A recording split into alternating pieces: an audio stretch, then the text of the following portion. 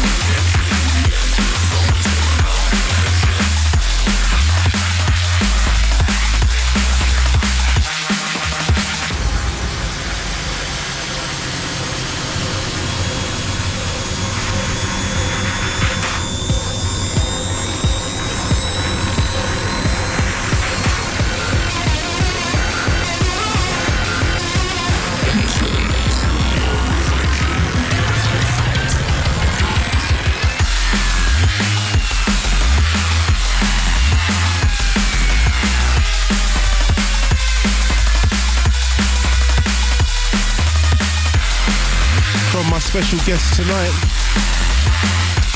That's the Terminal from Pendulum.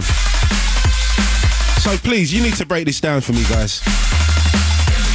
Pendulum are going to go and make a tune. What's the whole process? How does it work? There's 3 of you.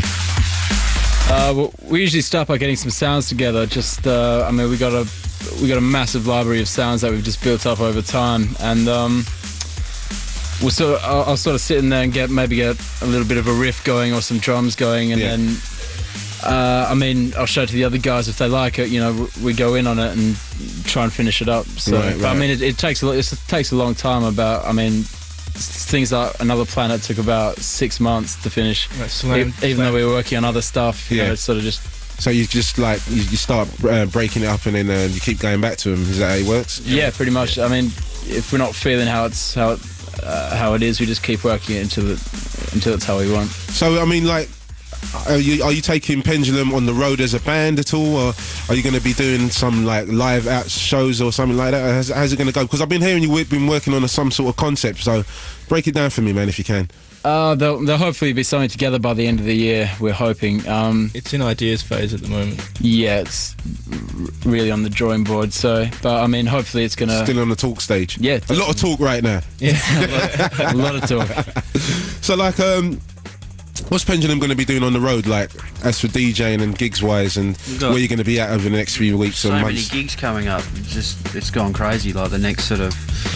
till the end of the year, pretty much. Just non-stop DJing, all 3 of us in different spots. Yeah, we got the European tour, which is coming up in the next 2 months, and the Australian tour. How's that? What's going to be involved in the European tour? I mean, like, is it to promote the album? Yeah, launching the album basically. Okay. And what cities are you going to be hitting? Because we got people from all over right now listening to the show, man. Yeah, probably like looking for you. This is the kind of thing we should have brought in with us, isn't it? Well, just a little bit. Yeah, maybe. We're going everywhere. You're going to Germany, just everywhere.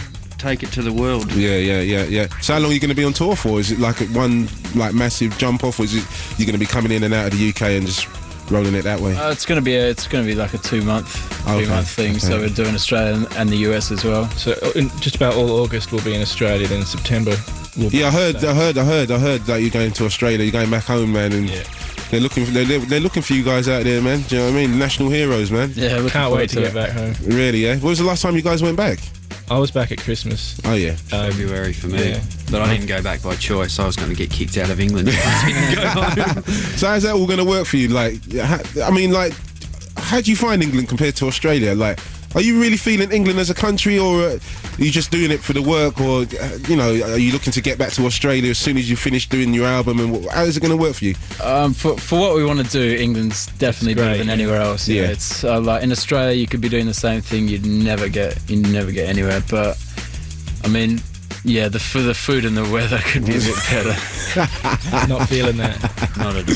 So outside food and weather, it's not too bad. Yeah. All right then. So like, you guys are going to be going in the mix. We're going to be playing one more tune. Then who's going to be mixing? Or are you all 3 of you going to give it a bash? Back to back. Right. So that's going to be a special one. So people better get their D90s, because you know I like the old tape style, and get your CDs ready, because Pendulum are going to be going in the mix. And I know you're not supposed to be recording, but I know you do. Right? Simple. I'm just going to come and ruin it. So what are we playing now, guys? This is Girl on the Fire from Pendulum.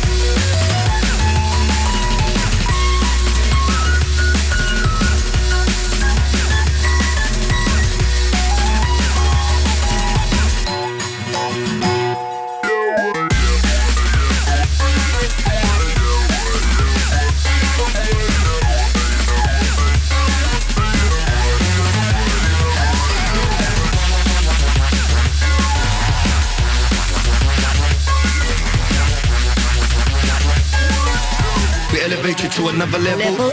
Inside the sounds of the drum and bass rebel. Grooverider. Radio 1 style.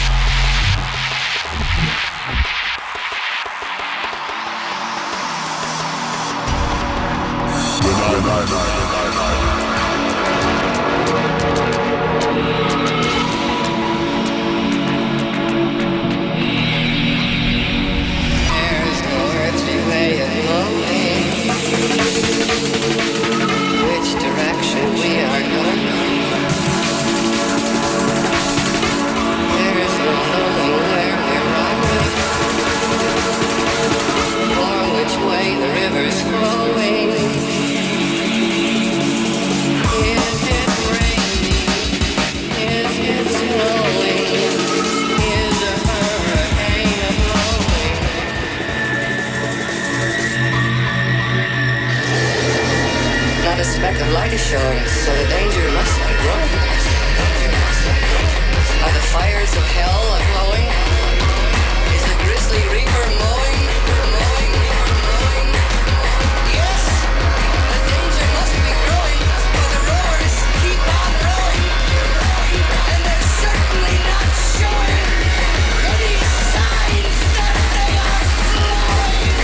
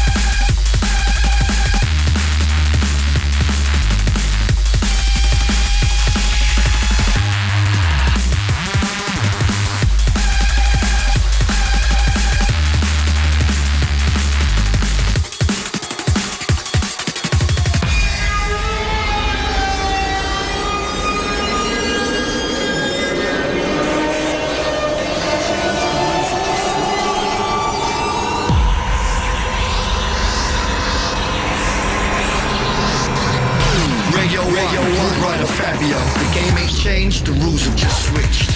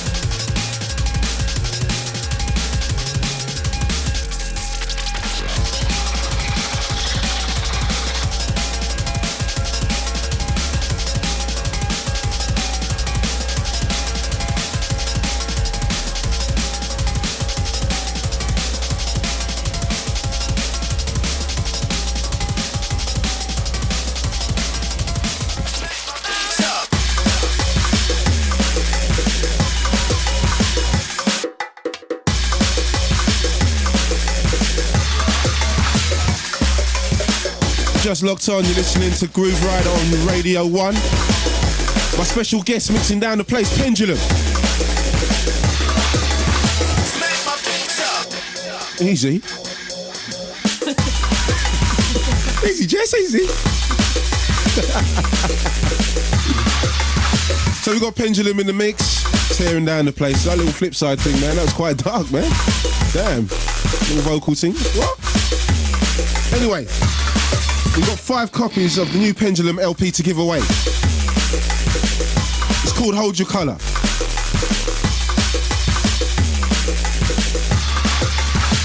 And all you have to do is answer this very simple question. Which Pendulum track is currently holding on to the #1 spot in the Vinyl Killers chart? And who else does the track feature? So if you can tell me the track currently holding the #1 spot in our Vinyl Killers from Pendulum, and if you can tell me who it features, then we're going to give you a copy of the album. Simple. So send your answers to grooverider@bbc.co.uk and mark the subject Pendulum, or put pen to paper. Pendulum, Grooverider, Radio 1, London, W1N6AJ. Now lads, I want to know if you want to give any shouts out to any of your peoples. Nah, is that how you're blanking them, yeah? Damn. Of course. Yeah, lots of shouts, obviously, to Fresh and Adabeth. Yeah. All the Breakbeat Kaos family, Baron, Future Prophecies, all the crew. Dogsonacid.com. Thank you. Big up the dogs. You're right. All the Aussies out there, all the Australian crew, everyone out in Perth. Right. And just everyone that's supported us from day one, like yourself. Right. And when's the album out? 27th of this month. So make sure you go and hold yourself a copy. Hold your colour, hold your colour. What? I like that. Sounds like a kind of rider speech. What? So like, we're gonna break out. Gotta say many thanks to Pendulum. Absolutely smacked it up once again. Respect you and good luck with the LP, lads, because you know what? I think that's gonna go right through. In fact, we're gonna make that LP happen. No doubt. You got me with Slam, you know. You got me. So like Fabio's in the chair between 1 and 3 next Friday. I'll be back in a fortnight. I'm gonna leave you with Pendulum rolling out. I'll be back in a fortnight. Peace.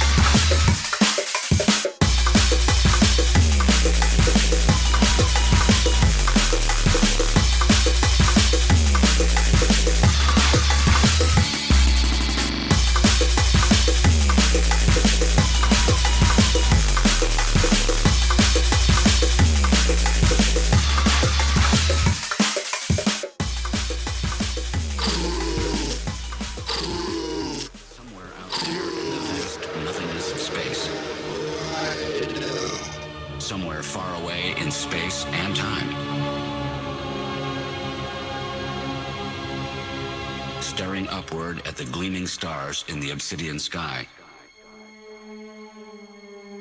We're marooned on a small island in an endless sea, confined to a tiny spit of sand, unable to escape. But tonight, on this small planet, on Earth, we're going to rock civilization.